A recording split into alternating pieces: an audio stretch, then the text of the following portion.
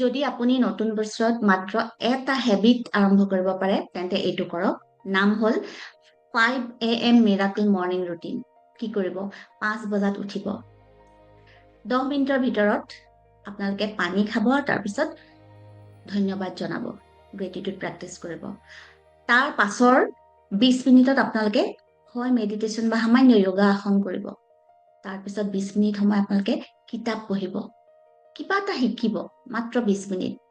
আৰু তাৰ পিছৰ 10 মিনিটত আপুনি আপোনাৰ লক্ষ্য লিখক।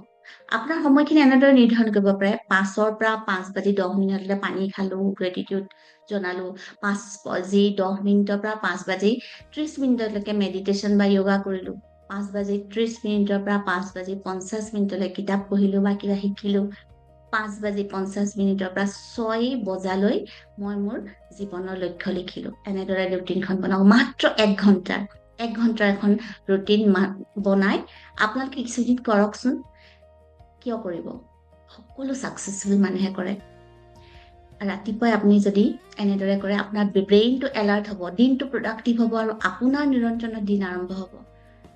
মই বহু বছৰ ধৰি কৰি আছো আৰু সঁচাকৈয়ে মোৰ জীৱন মোৰ নিয়ন্ত্ৰণত আছে। মোৰ জীৱন সম্পূৰ্ণ সলনি হৈছে।